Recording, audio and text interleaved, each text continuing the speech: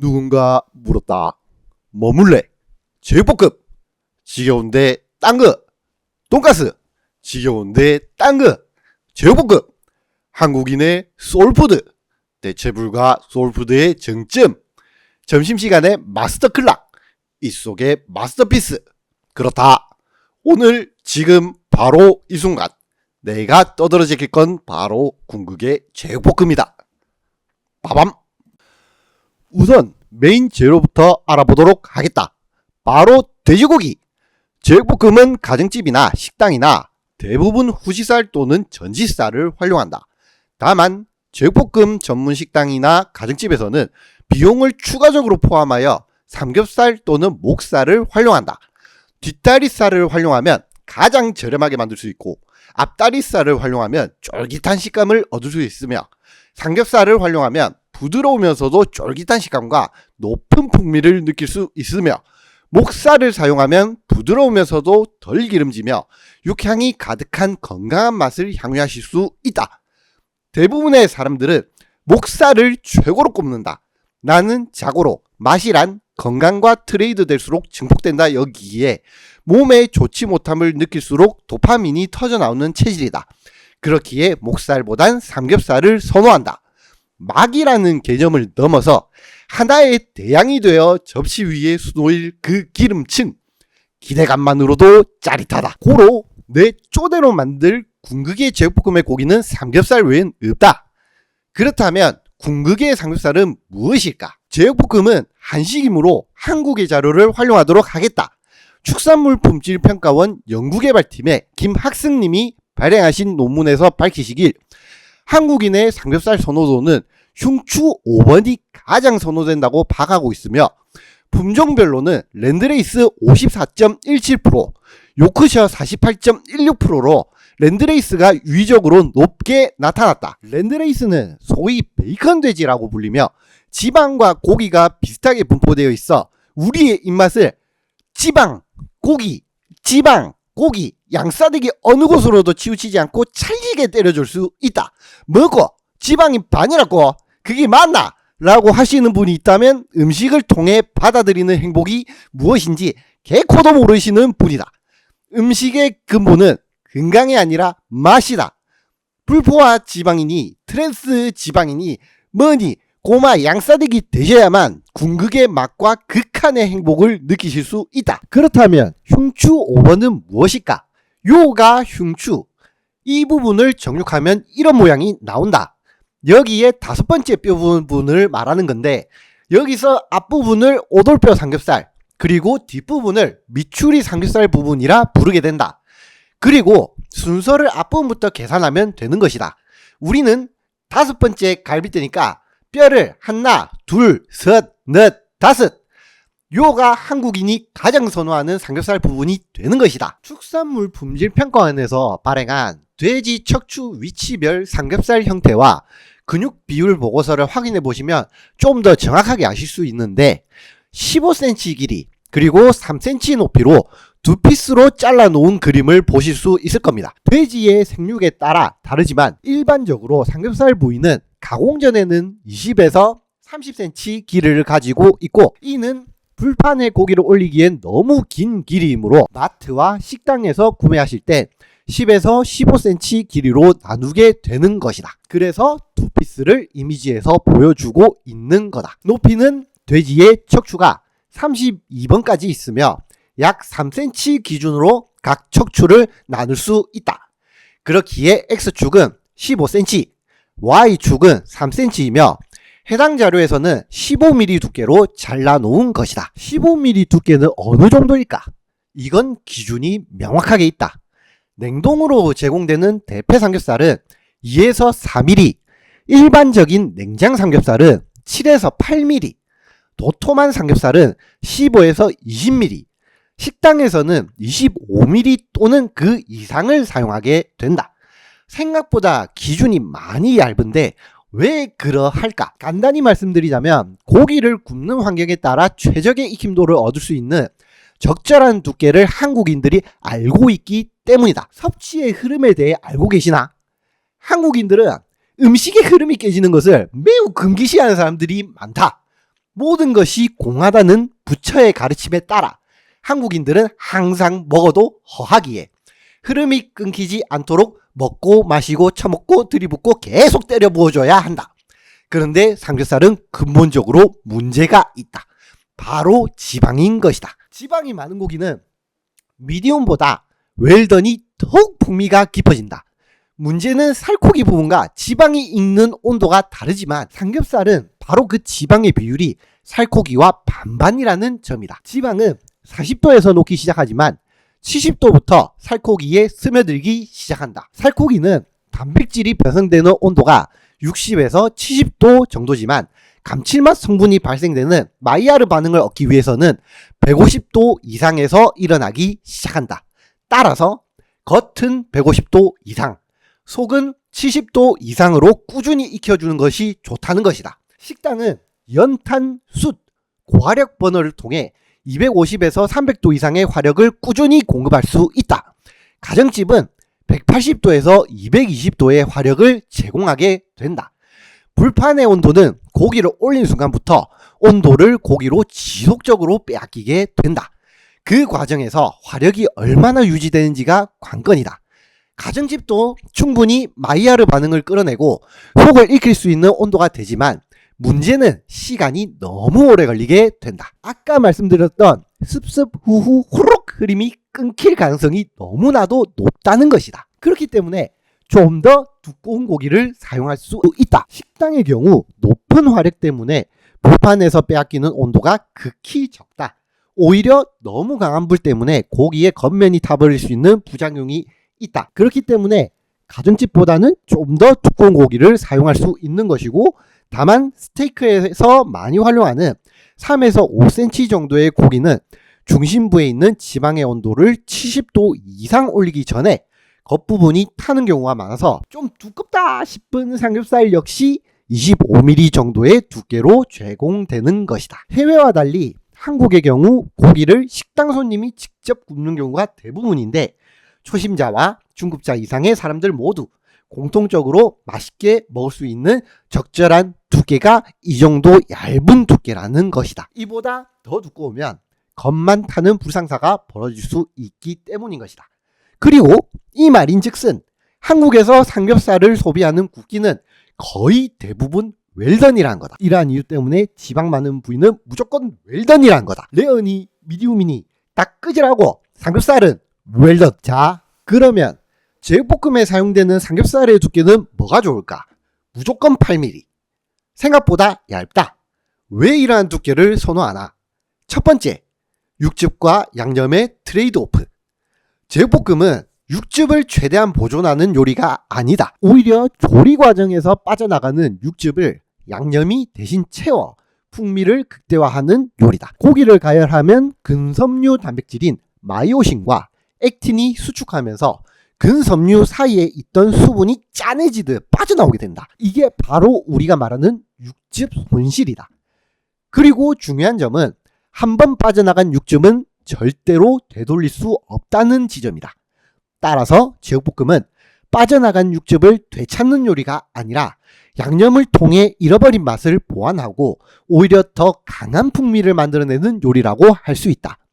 그렇다면 양념은 어떻게 고기 속으로 들어갈까? 여기에는 세 가지 핵심 메커니즘이 있다. 첫 번째, 확산, 디퓨전. 소금, 설탕 같은 양념 분자는 근섬유보다 작다. 그래서 근섬유 사이로 이동할 수 있지만 근섬유는 조직이 치밀하기 때문에 속도가 매우 느리며 1cm 이상 파고 들어가기에는 꽤 오랜 시간이 필요하다. 특히 열을 가하면 근섬유가 더 수축해서 양념이 깊이 들어가는 건 더 어려워진다.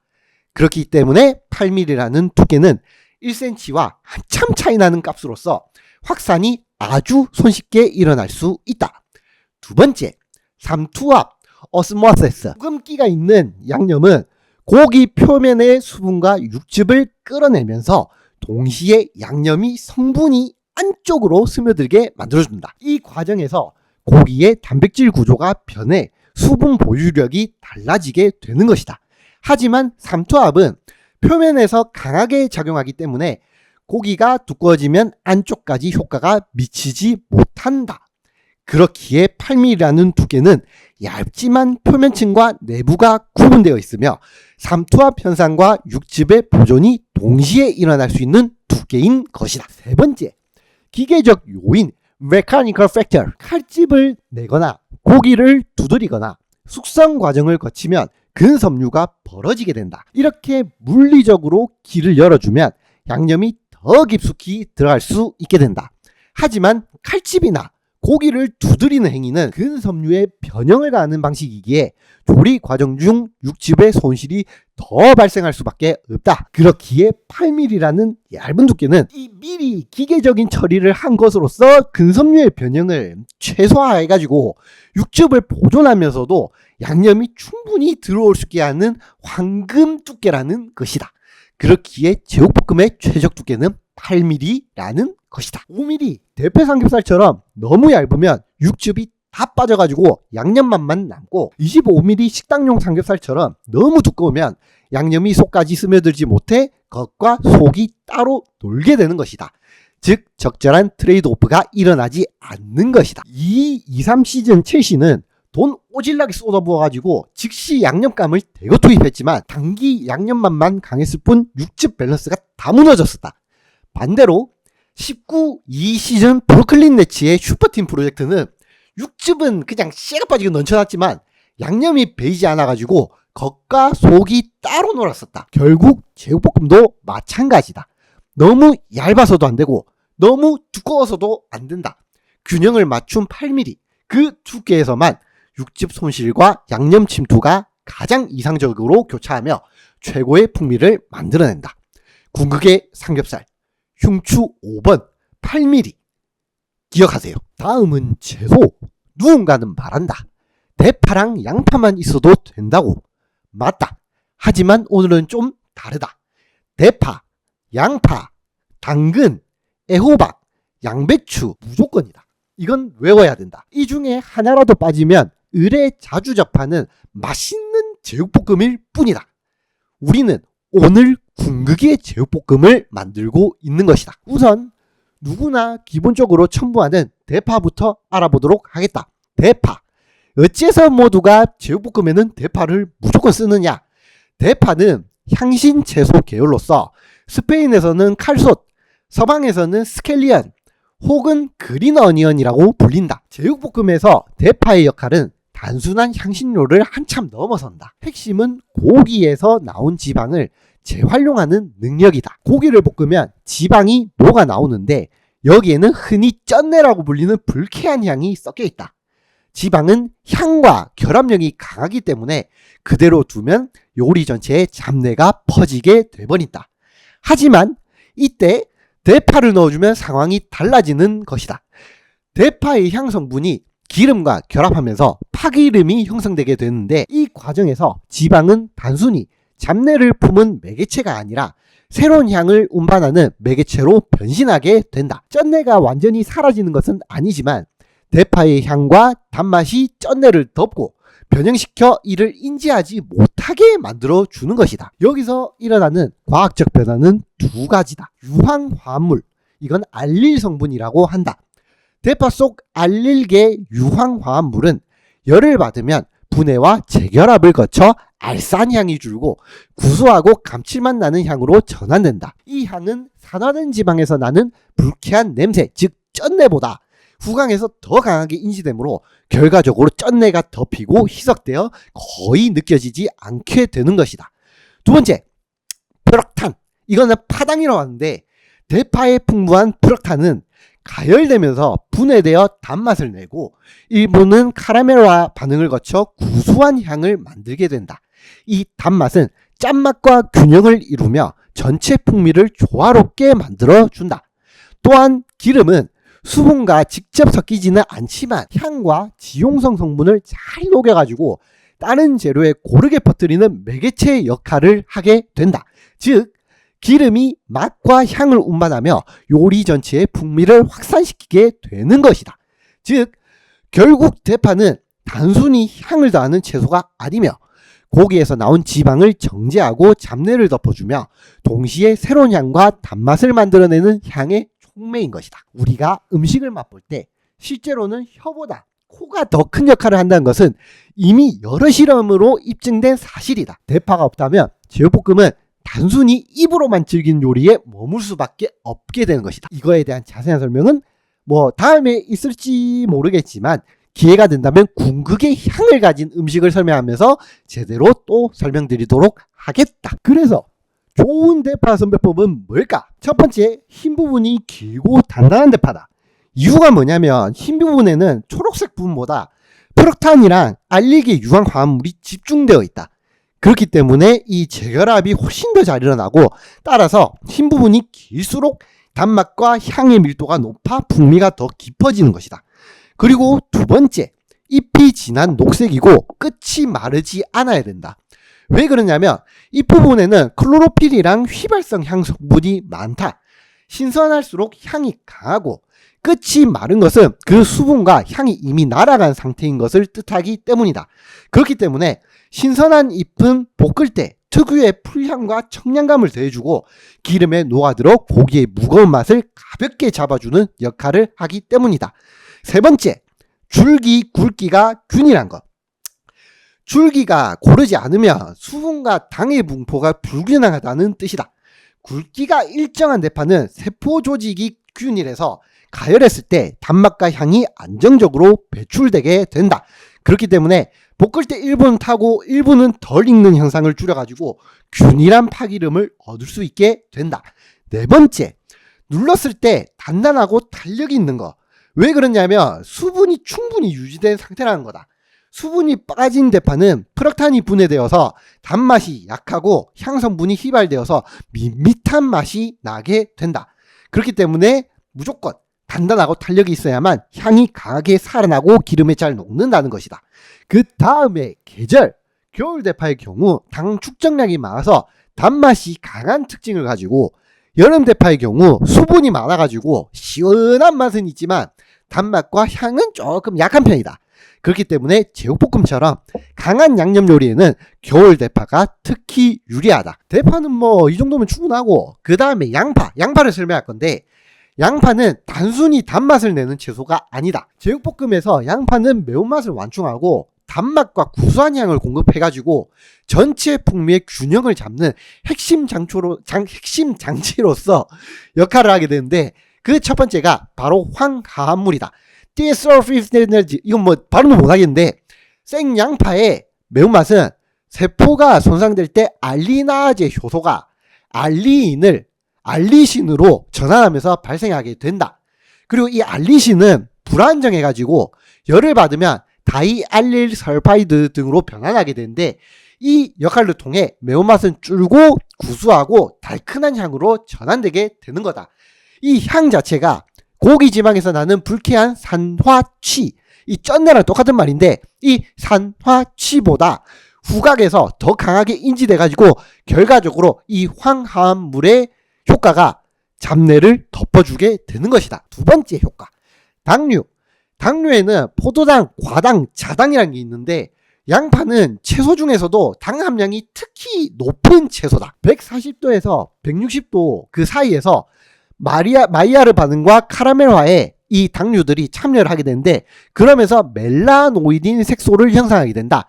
이 멜라노이딘 색소가 뭐냐면, 양파를 볶다 보면 양파가 이제 갈색을 띠게 시작할 건데, 그때부터 단맛과 구수한 향이 올라오는데, 그게 바로 멜라노이딘 색소 형성의 시점이고 바로 마이야르 반응의 시점이다. 이 과정에서 제육볶음의 불향과 어울려 깊은 풍미를 끌어내게 되는 것이다. 세 번째, 수분. 양파는 수분의 함량이 85에서 90%에 달한다. 볶는 과정에서 수분이 방출되며 팬의 온도를 일시적으로 낮추지만 이 증기가 고기와 양념을 감싸가지고 부드러운 질감을 형성하게 해준다. 동시에 이 수분이 증발하면서 당과 향이 농축되어 맛이 진해지는 것이다. 그래서 좋은 양파를 그러면 고르는 기준은 또 뭘까? 첫 번째로 단단하고 무거운 양파다. 단단하다는 뜻은 아까 대파랑 똑같이 수분과 당이 풍부하다는 뜻이고, 가열 시에 카라멜화와 마이야르 반응이 활발해져가지고 단맛과 구순 향이 극대화된다는 뜻이다. 그 다음에 싹이 나지 않은 양파다. 싹이 트면 저장된 당이 싹 성장에 쓰여 단맛이 줄고 향도 약해진다. 그 다음에 밑동이 단단히 막힌 양파. 밑동이 단단해야 수분과 증발과 산화가 억제되어 가지고 향 성분이 보존이 더 잘 된다. 그 다음에 겉껍질이 잘 마른 양파다.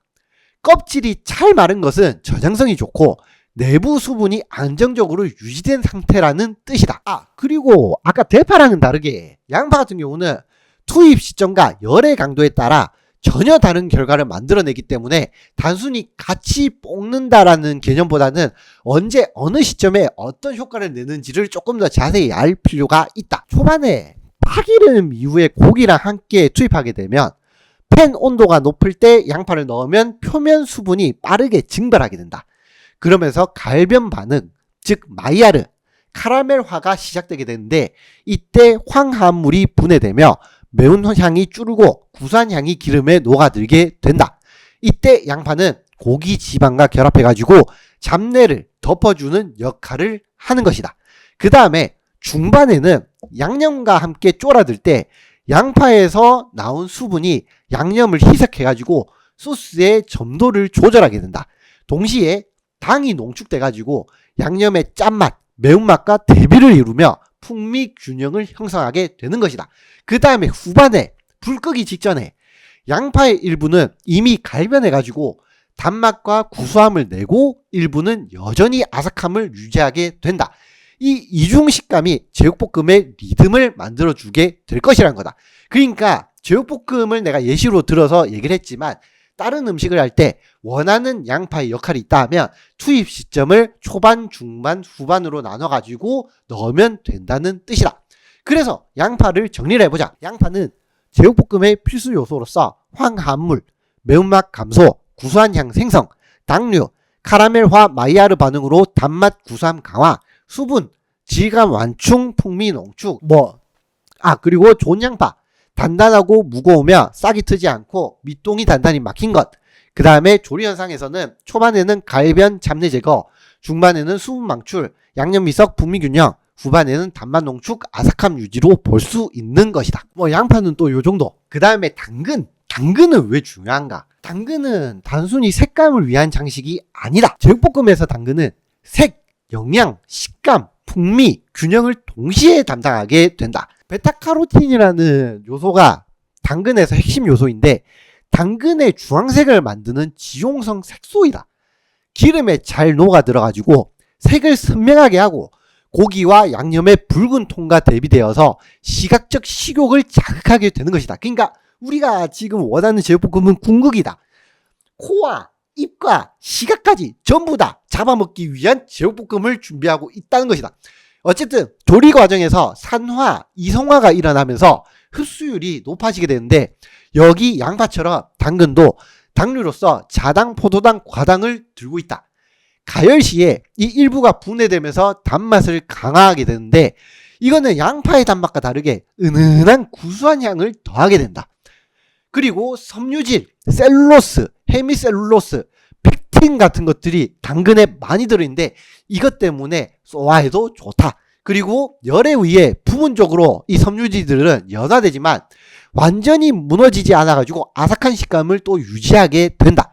이 아삭한 식감이 고기의 부드러움과 대비되어가지고 씹는 리듬을 만들어준다. 그래서 좋은 당근은 또 무엇이냐? 심이 가늘고 색이 진해야 된다. 심이 굵으면 섬유질이 많아서 너무 질기고 단맛이 약하다. 그리고 색이 진할수록 베타카로틴 함량이 높다는 뜻인데 이때는 색과 풍미가 강화된다. 그리고 단단하고 무게감이 있는 것이 좋다. 수분과 당이 풍부하다는 뜻이란 거다. 그러니까 아까 양파랑 대파 얘기할 때도 똑같았지만 야채, 채소들은 단단하고 무게감이 있으면 일단 먹고 들어간다. 단단한 당근은 세포벽이 치밀해서 조리 후에도 아삭한 식감 유지에도 특히 좋기 때문에 무조건 단단하고 무게감 있는 거 묵직해야 된다. 그리고 표면이 매끈하고 갈라짐이 없는 것이 중요하다. 갈라진 당근은 수분이 빠져나가가지고 당과 향이 손실된 상태를 그대로 의미하기 때문이다. 우리가 집구석에 당근 같은 거 버려두면 상온에서 갈라진 당근들을 볼 건데 그거 그냥 맛대가리 없는 당근인 거란 것이다. 그리고 당근 역시 양파처럼 제육볶음의 맥락으로서 조리 과정 중에 효과를 설명을 드릴 건데, 초반에는 고기와 함께 투입했을 때는 당근의 표면이 수분이 증발하면서 팬의 온도를 안정화시키는데, 이때 기름에 베타카로틴이 녹아 들어가지고 색이 선명해지고 고기 기름과 결합해가지고 풍미를 강화시키게 된다. 양념과 함께 조릴 그 중반에는 당근의 당류가 이제서야 분해되기 시작하면서 단맛이 양념 속으로 스며들게 된다. 이때 섬유질이 부분적으로 연화돼가지고 고기 양념과 어우러지면서도 아삭함을 유지하게 된다. 마지막에 후반쯤에 불 끄기 직전에 일부 당근은 부드럽게 변해 단맛을 내고 일부는 여전히 아삭함을 유지하게 된다. 이 이중 식감이 제육볶음의 리듬을 완성한 것이다. 양파랑 크게 차이가 없어 보이지만 당근 같은 경우는 섬유질의 역할이 훨씬 더 강하기 때문에 조금은 다르니까 이거는 직접 해보시면서 그 차이를 느껴보시면 된다. 당근은 요까지. 그 다음에 애호박. 애호박은 왜 중요하냐? 애호박은 제육볶음에서 수분 조절자이자 질감 완충작치 역할을 하게 된다. 애호박은 기본적으로 수분 함량이 엄청 높은데 90% 이상이 싹 다 물이다. 그래서 볶는 과정에서 수분이 방출되며 팬의 온도를 일시적으로 낮추고 양념이 타는 것을 방지한다. 이 수분은 고기의 기름과 섞여 양념을 희석 분산시켜가지고 전체 맛을 균일하게 퍼뜨려주게 되는데, 여기서 펙틴이라는 애호박 세포벽의 주요 성분이 정말 큰 역할을 하게 된다. 열을 받으면 부분적으로 분해되어가지고 부드러운 식감을 펙틴이 형성하게 되는데, 이게 완전히 무너지지는 않아가지고 고기와 대비되는 부드럽지만 형태 있는 질감을 제공하게 되는 거다. 그리고 애호박 자체는 당은 그렇게 많지 않지만 가열시 은은한 단맛을 내가지고 매운맛을 완충하면서도 양파와 당근과 애호박 세가 어우러진 단맛의 레이어를 자연스럽게 형성하게 되는 것이다. 그래서 애호박도 뭐가 좋냐? 작고 씨방이 발달하지 않은 것. 씨방이 크면 수분이 과다하고 섬유질이 많아가지고 볶음이 너무 질어진다. 어린 호박일수록 펙틴이 안정적이고 식감이 또 좋다. 그 다음에 또 말하지만 껍질이 단단하고 광택 있는 거. 세포벽이 건강하다는 뜻으로 조리 시 모양이 잘 유지된다. 그 다음에 또 말하지만 무게감이 있는 거. 수분이 충분히 유지되어 있다는 증거이고, 수분이 빠진 애호박은 푸석하고 맛이 밋밋하다. 여기서 조리 과정에서 일어나는 현상을 또 제육볶음에 빗대서 하면, 초반에 애호박 수분이 빠르게 증발하고 팬의 온도를 안정화시키고 기름과 섞여 양념이 고르게 퍼지는 기반을 만들고, 중반에 펙틴이 부분적으로 분해되어 부드러운 식감을 형성하고 수분이 양념과 섞여 고기의 짠맛 매운맛을 완성하고, 후반에 일부는 부드럽게 무너져 양념에 스며들고 일부는 형태를 유지해 씹는 시감을 제공합니다. 이로써 제육볶음은 부드러움과 씹는 맛의 대비를 동시에 갖게 됩니다. 어차피 당근과 양파와 똑같은 이야기지만 막상 직접 해보면 섬유질과 세포벽의 두께와 펙틴의 역할 때문에 양파와 당근과 애호박이 초반, 중반, 후반이 약간은 다르다는 것을 여러분들이 이해하실 수 있게 될 겁니다. 어쨌든 그건 그렇고, 그 다음에 이제 양배추. 양배추는 또 왜 중요한가? 양배추는 또 왜 단맛 아삭한 식감과 풍미 균형을 담당하는 왜 핵심 채소가 될 것인가? 여기에는 글루코시놀레이트가 아주 큰 역할을 하게 된다. 십자화가 채소 특유의 쌉싸래한 맛의 원인이 바로 이 글루코시놀레이트인데, 이거는 열을 받으면 분해돼가지고 쓴맛이 줄어들고 달큰한 향으로 전환되게 된다. 이 향 자체가 고기와 양념의 무거움을 가볍게 만들어주고 후각적으로 신선한 느낌을 주게 되는 거다. 우리가 나물을 먹고 풀떼기를 먹을 때 그 쌉싸래한 씁쓸한 맛 그 자체가 오히려 식욕을 돋궈주게 하는 역할을 하는데, 이 십자화가 채소에 있는 글루코시놀레이트 인마가 똑같은 역할을 하게 되는 것이다. 그리고 양배추에는 당류로서 포도당과 과당이 들어있는데 이게 함량이 생각보다 많이 높다. 가열 시에 당이 방출되고 일부는 카라멜화가 일어나게 되는데, 이 단맛이 고추장의 짠맛과 매운맛과 대비되어서 단짠 단매 균형을 완성하게 해주는 핵심 요소가 되는 거다. 그리고 여기도 애호박처럼 섬유질이 꽤 풍부하게 되는데, 셀룰로스랑 얘는 펙틴 둘 다 가지고 있다. 가열시 일부는 연화되지만 완전히 무너지지 않아가지고 아삭한 식감을 유지하게 되는데 이 아삭한 식감이 이 역시 고기의 부드러움과 대비되어 가지고 씹는 리듬을 제공하게 되는 것이다. 그래서 이 양배추도 좋은 양배추를 고르려 하면 어떻게 해야 되는가? 속이 단단하고 무거운 거 이 또 얘기하는 기다. 당과 수분이 풍부하다는 거고 가을 시에 단맛이 풍부하게 방출된다는 거다. 그리고 잎이 촘촘한 거. 세포벽이 균일해 가지고 조리할 때 겉은 부드럽고 속은 아삭한 이중 식감을 형성하게 된다. 그 다음에 겉잎이 선명한 녹색이고 단면이 갈변되지 않은 게 중요하다. 산화 효소 반응이 적어가지고 당과 향이 보존된 상태를 뜻하는 것이기 때문이다.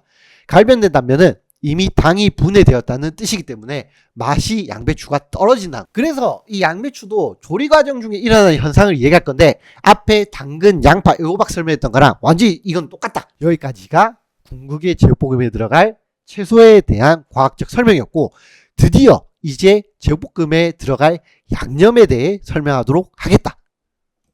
양념은 다진 마늘, 고추장, 고춧가루, 진간장, 땡초, 설탕, 통깨, 후추, 미림, 참기름, 생강, 참치액, 굴소스, 올리고당, 물엿, 국간장, 소금이 들어간다. 양념이 엄청 많아 보이는데 사실상 한국 가정집 내에는 기본적으로 필요한 양념류이기 때문에 참치액 외에는 크게 문제가 없으실 거다. 그래서 왜 이것저것 이렇게 많이 넣느냐? 바로 레이어 때문에 그러한 것이다. 우선 감칠맛의 레이어를 살펴보도록 한다. 감칠맛은 진간장을 뼈대로 해서 그 위에 참치액과 굴소스가 어우러지는 형태다. 진간장은 발효 과정에서 글루탐산이라는 게 생성되는데 이것은 핵산류다. 기본적인 감칠맛의 뼈대로서 그 위에 참치액이 올라가면 여기에는 글루탐산과 이노신산이 핵심이 되는데 핵산과 이노신산이 만나서 감칠맛을 2배가 아닌 4배로 증폭시켜준다.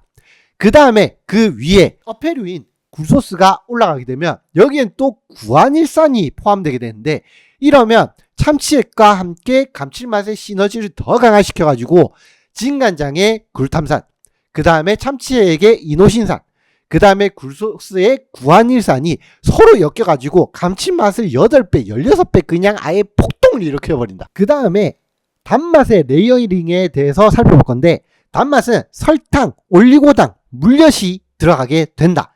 여기서 설탕 같은 경우는 분자 크기가 작아가지고 즉각적인 단맛을 바로 쉐리준다.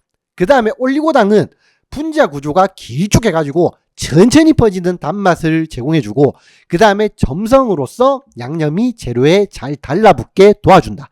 물엿은 포도당 중합체로서 광택 효과와 올리고당의 점성 효과를 더욱더 강화시켜주는 역할을 하게 된다. 그렇기 때문에 단맛이 한층으로 끝나는 게 아니라 즉각적인 단맛과 그 뒤에 이어지는 은은한 단맛, 그 다음에 시각적 윤기로 이루어지는 다층 구조를 형성할 수 있게 되는 것이다. 그 다음에 매운맛과 향의 휘발성에 대한 레이어를 이야기를 할 건데 우선 후추를 이야기를 해보자면 후추에는 피페린이랑 테르펜류라는 향 성분이 핵심이 되게 된다. 피페린은 열에 조금 강하지만 테르펜류는 휘발성이 강해가지고 조리 초반에 후추를 넣게 되면 테르펜류가 열에 의해 대부분 날아가 버리면서 후추의 향을 거의 다 잃게 돼버린다. 대신 피페린이라는 성분이 고기와 결합해가지고 고기의 풍미를 더 끌어내기 때문에 초반에 후추를 넣어서 피페린을 극대화시키고 후반에 후추를 한 번 더 넣어서 테르펜류를 극대화시키면 후추의 향이 살아있으면서 고기의 풍미를 같이 끌어낼 수 있는 후추의 레이어가 완성되게 된다. 땡초도 비슷한 역할을 하게 되는데 땡초에는 캡사이신과 땡초의 향 성분인 알데하이드류와 에스터류가 있다.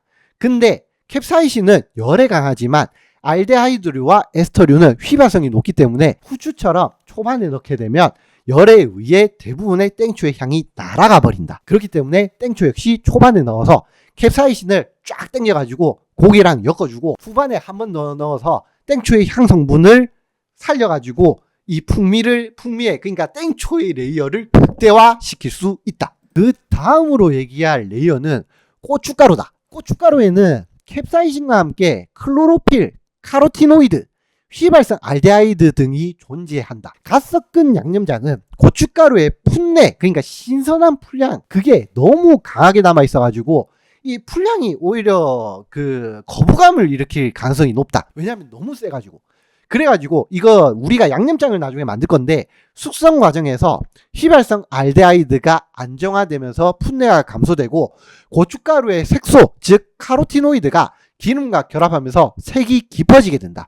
그렇게 함으로써 양념 전체가 화학적으로 안정화되어 풍미가 조화롭게 통합될 수 있게 된다. 그 다음에 향신료와 보조제 레이어에 대해서 이야기를 할 건데, 첫 번째로 제일 중요한 게 다진 마늘이다. 마늘의 알리신은 살균과 잡내 제거 효과를 하게 되는데, 이게 생강과 엄청난 시너지를 일으키게 된다. 왜 그러냐면 생강의 진저롤은 열에 의해 쇼가울로 변환하게 되는데 매운맛과 따뜻한 향을 강화시켜준다. 이 매운맛과 따뜻한 향은 바로 마늘의 알리신이다. 그래서 서로가 엮이면서 서로 증폭의 효과를 일으키게 된다. 그 다음에 두 번째로 참기름과 통깨다. 참기름의 경우 리놀레산과 세사몰 성분이 고소한 향을 내며 기름이 양념의 향을 운반하는 매개체 역할을 하게 된다. 그리고 혹시나 모를 고기에 남은 잡내를 완벽하게 털어내줄 역할을 하는 것이 참기름이기도 하다. 그 다음에 통깨 같은 경우는 볶는 과정에서 마이야르 반응과 지방산 산화로 고소한 향이 발생하게 되는데, 이거는 거의 순수한 기름의 향이라고 보면 된다. 우리가 통깨를 짜보면 대부분 기름이 거의 다다. 그 향이 되게 고소하게 나는 것이다. 그 다음에는 미림인데, 이건 그냥 요리주다. 청주 같은 거. 근데 우리나라의 그 한국 대기업 브랜드를 보면 미림과 함께 미향과 미정이 있다. 나는 개인적으로 미림을 추천하는 게, 미림이 알코올 함량이 더 높으면서 그 다른 조미료 같은 게 조금 덜 들어있어가지고 쓰기가 훨씬 더 간단하기 때문에 이걸 조금 더 추천한다. 이게 미림 같은 이런 요리주를 넣게 되면 알코올 분해 과정에서 생성되는 아미노산이랑 유기산이 감칠맛을 보강하게 되고, 그 다음에 도수가 높아가지고 알코올이 빠르게 증발하면서 잡내를 제거를 시켜주게 된다.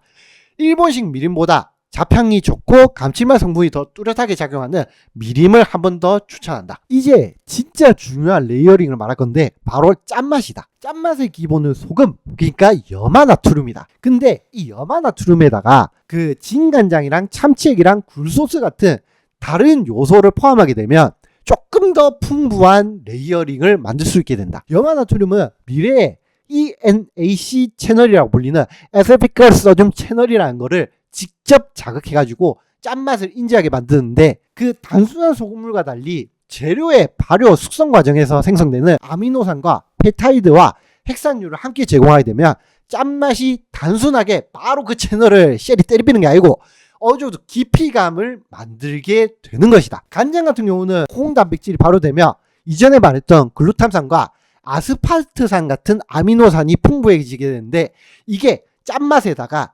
감칠맛을 섞어주는 레이어를 만들게 되는 거다. 그 다음에 참치액 같은 경우는 어류 단백질 분해물이 포함되어 있기 때문에 아까 말했듯이 이노신산이 풍부하다. 근데 이게 역시 결합을 통해 직선적이지만, 간장에 비해는 직선적이지만 그 짠맛이 어느 정도 조금 둥글게 느껴지는, 좀 깎아내는 그런 효과를 주게 된다. 그 다음에 굴소스 같은 경우는 여기는 구안이산과 함께 당분이 조금 들어있는데, 이 당분 때문에 짠맛이 단순하지 않고 단맛과 감칠맛이 동시에 느껴지도록 어느 정도 부드럽게 감싸는 그런 형태로 인지되게 만들어준다.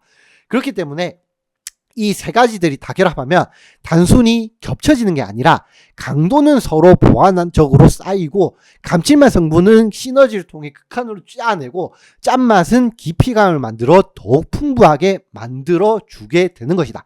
그러니까 앞맛과 중간맛과 뒷맛, 그러니까 간장의 직선적인 짠맛, 참치액의 둥근 짠맛, 그 다음에 굴소스의 감칠 단짠이 쭉 이어지면서 소금이 모든 베이스를 잡아서 우리는 짠맛의 그런 그 레이어를 이룰 수 있게 되는 다층 구조를 형성하게 되는 것이다. 그러니까 요까지 재료의 특성에 대해서 과학적 이론을 토대로 우리가 설명을 해왔는데, 그래서 이것들이 뇌에서 어떻게 통합이 되느냐.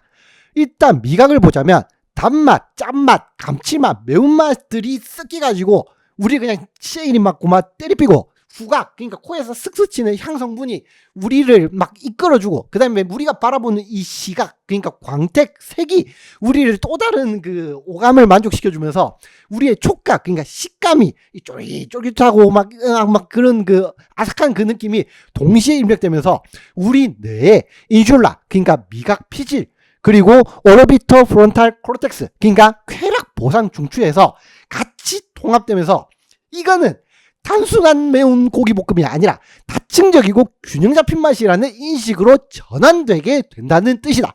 결과적으로 강렬한 만족감과 중독성 있는 맛의 경험이 완성될 수 있다는 뜻이고, 우리가 말하는 궁극, 그 이상 너머로 우리를 데려갈 수 있다는 뜻이다. 이제 실제 레시피로 들어갈 건데, 그 전에 중요한 사실을 하나 짚고 넘어가야 됩니다. 뭐냐면, 저는 제육볶음을 할 때는 절대로 밑간과 숙성을 하지 않습니다. 그렇다고 해서 밑간이나 숙성이 나쁘다는 뜻은 아닌 건데, 왜 그러냐면 소금과 후추로 밑간을 하면 분명히 풍미를 끌어올릴 수 있어요, 고기에. 그러니까 뭐냐면 소금은 이원화되면서 근섬유 사이로 침투하면서 삼투압으로 표면 수분을 끌어내게 되는데, 이게 시간이 지나면서 단백질과 다시 결합을 해요. 그러면서 다시 흡수되면서 보수력이, 그러니까 고기의 수분의 보수력이 증가하게 되는데, 이게 이 고기를 더 부드럽고 맛있게 만들어주는 역할을 하게 되는 거거든요. 근데 이 과정에서 단백질이 풀리고 계일 구조가 균질해져 가지고 가열 후에는 살코기의 탄성이 줄고 지방의 부드러움과 가까워진다라는 말과 똑같은 거예요. 문제는 원래라면 탱글한 살코기와 크리미한 지방이 이 만들어내는 대비가 되게 뚜렷하거든요. 근데 이 대비가 옅어집니다. 그러니까 뭐냐면 풍미와 육즙은 좋아지지만 저는 이 작은 차이까지도 의도하기 때문에 제육볶음에 밑간을 하지 않는다는 거예요. 그러니까 지방과 살코기는 좀 따로 놀았으면 좋겠어요. 숙성도 마찬가지입니다. 양념에 고기를 재우면 소금과 산, 그리고 당분, 효소가 작용해가지고 단백질이 변성되고 연육이 일어나고 양념의 풍미가 깊게 배어들게 되는데, 갈비처럼 풍미랑 부드러움이 중요한 요리에는 숙성이 그냥 이상적이에요. 그게 궁극이에요. 근데 제육볶음에서는 상황이 좀 다른 게, 숙성이 길어지면 고기 전체가 균질해져 가지고 살코기랑 지방의 대비가 또 이거 밑간이랑 똑같이 줄어버리고 좋은 삼겹살이 가진 탄력과 육향이 그냥 무뎌져 버려요. 특히 고기랑 채소랑 같이 숙성하는 경우가 많은데, 채소는 삼투 현상으로 인해 수분이 방출되면서 아삭함의 기반인 세포벽 저항이 약해져 버리고 그 수분을 고기가 흡수해 버려 가지고 질감이 흐려져 버려요. 그리고 조리 단계에서는 이미 모든 재료가 같은 조건으로 숙성되어 있는 상태에서 시작하기 때문에 볶을 때 투입 순서로 열을 나눠줄 수 없게 됩니다. 결국 어떤 채소는 과하게 무르고 어떤 채소는 덜 익어버려 가지고 식감 대비가 무너져 가지고 이분한 채소볶음이 될 수밖에 없어요. 그래서 저는 제육볶음에는 밑간과 숙성을 절대로 하지 않는다는 겁니다. 풍미를 하나로 통합한 대신 살코기와 지방의 대비, 채소의 아삭함, 고유의 육향을 살리는 쪽을 택한다는 겁니다. 제육볶음은 빠르게 볶아내는 요리이기 때문에 각 재료가 가진 개성을 그대로 유지하는 게 저는 훨씬 더 중요하다고 생각을 합니다. 결국 밑간은, 숙성은 좋은 기술이지만 제육볶음에서는 오히려 덜어냄이 더 좋은 결과를 만들어낸다는 것이란 겁니다. 노력과 정성이 음식 맛의 6할을 차지한다 하면 덜어냄의 미학은 그 6할을 넘어 8할을 채워줍니다. 이 말은 단순히 합쳐가지고 14할이 된다는 뜻이 아니라 덜어냄의 미학이 맛의 한계를 넘어서는 힘을 준다는 표현입니다. 그래서 저는 제육볶음에서 밑간과 숙성을 절대로 하지 않고 각 재료가 시카고 불스 마냥 팀으로 어우러지는 요리를 지향합니다. 자, 이제 실제 조리 과정으로 들어갈 건데, 우선 전체 조리 시간은 약 50분 정도 걸립니다. 근데 여기서 양념장 숙성 과정이 30분이라서 보통 불 위에 올려가지고 볶는 시간은 진짜 길어봤자 20분 정도밖에 안 돼요. 저 같은 경우는 보통 한 15분이면 끝나는 것 같긴 해요. 그래서 양념장을 우선 만들어야 됩니다. 양념장은 자, 고추장 1.5큰술, 그 다음에 고춧가루 2.5큰술, 진간장 2큰술, 국간장 0.5큰술, 참치액 0.5큰술, 구소스 0.5큰술, 설탕 1큰술, 올리고당 1큰술, 물엿 0.3에서 0.5큰술, 다진 마늘 1큰술, 다진 생강 0.3큰술, 다진 대파 즙 수준으로 다져가지고 3큰술, 미림 1.5큰술, 소금 진짜 조금만, 그리고 다진 땡초, 이것도 아까 대파처럼 즙 수준으로 그냥 1큰술 정도, 이 정도 넣어주시면 양념장은 완성되고, 이거를 냉장고나 그냥 바깥에 상온에 두셔도 상관없어요. 30분 정도 내버려 두시면 됩니다. 그리고 앞서 말한 양념에서 국간장이 또 포함이 됐는데, 국간장은 선택입니다. 이거는 양념장이 조금 싱거운 것 같다 하시면 그 정도 넣는 거고, 안 넣으시려고 하시면 그냥 빼셔도 돼요. 그리고 진짜 중요한 게 빠졌는데, 제가 앞서 설명 못 드린 부분이 있는데, 양념장에 양파 한 4분의 1개도 즙이 나오는 수준으로 다져서 넣으셔야 됩니다. 그래야 숙성이 잘 일어나요. 제가 앞서 설명 부분에 이게 빠뜨린 부분인데, 그렇게 하셔야 됩니다.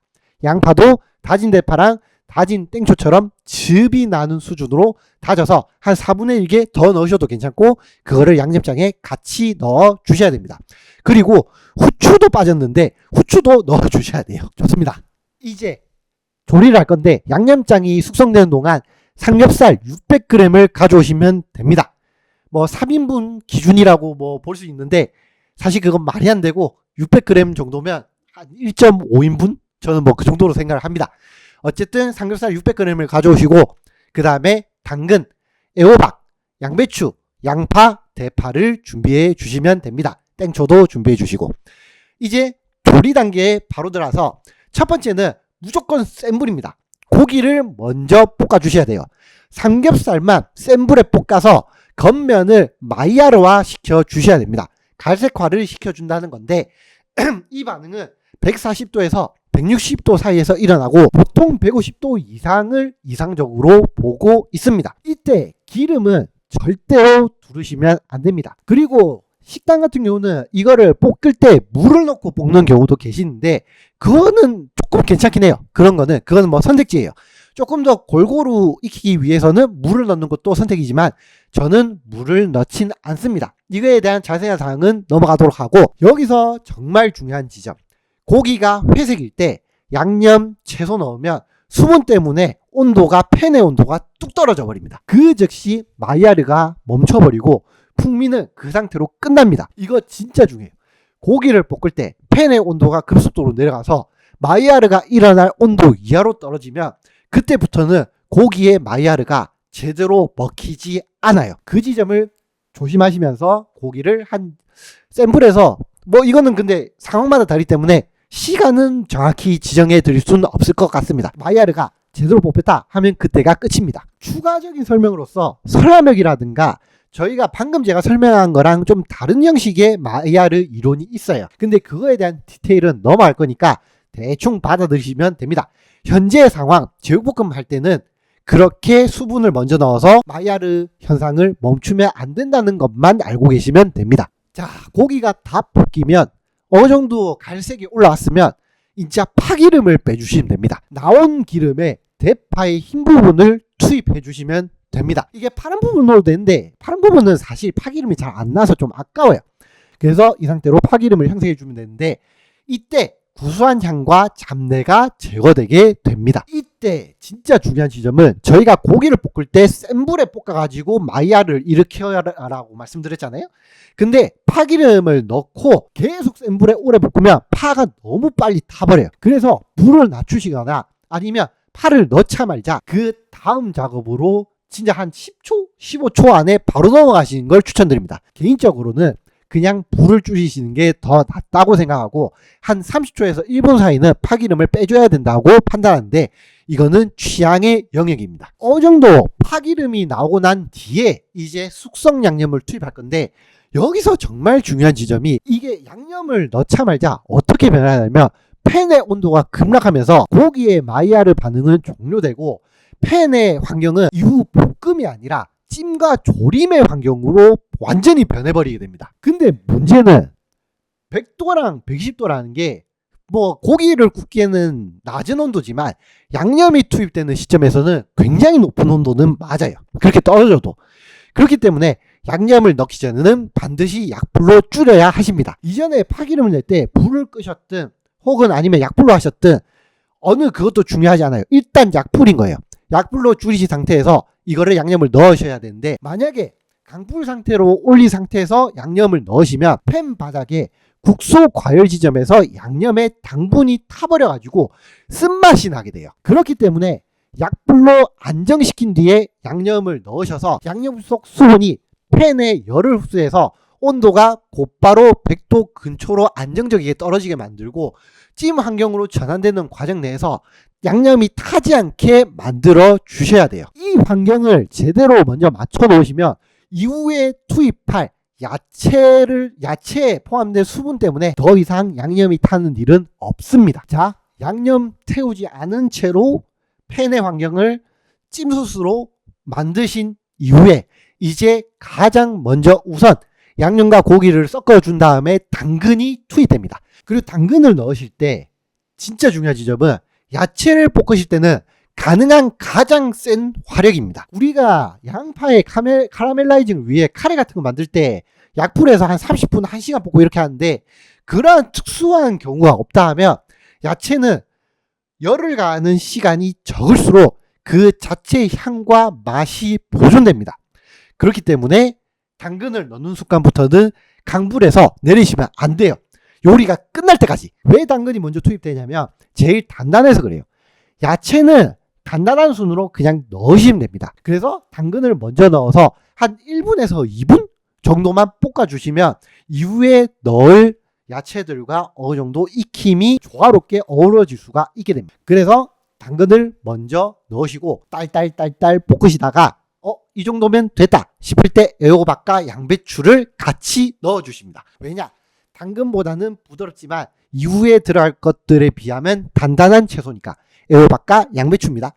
또 어느 정도 딸딸 볶다가 한 1분이나 2분 뒤에 양파를 넣어주십니다. 이 시점부터는 완전한 찜환경으로 확실하게 변형되어 어떠한 마이야르도 일어나지 않고 어떠한 탄내도 일어나지 않은 채로 이제 모든 재료들이 스스로 엉거주춤 여차저차 서로 조화를 이루게 됩니다. 그렇게 모든 재료 다 때려놓고 이제 살살 볶으면 한 2분에서 한 3분? 집구석 환경에 따라 다르겠지만 그 정도 볶으면 양파가 아삭한 느낌이 살아있고 되게 맛있게 익거든요.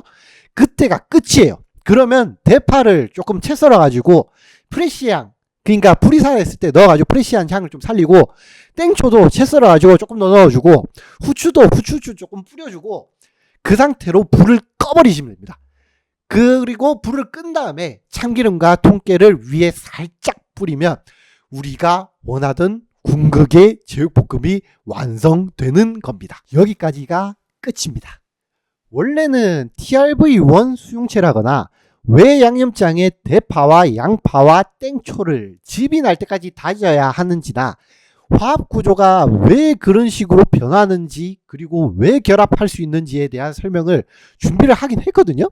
근데 녹화를 하면서 느낀 게 너무 구구절절 말이 많아서 다 쳐냈어요.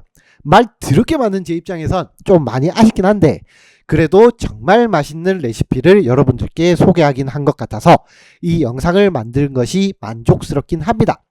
다들 평탄한 하루 보내시고 즐거울 내일을 기대하시길 바라며 미련과 회한이 자끔 다가오시더라도 맛있는 저녁 한 끼 드시면서 노저 그것들을 흘려 보내시길 바랍니다. 수고하십시오.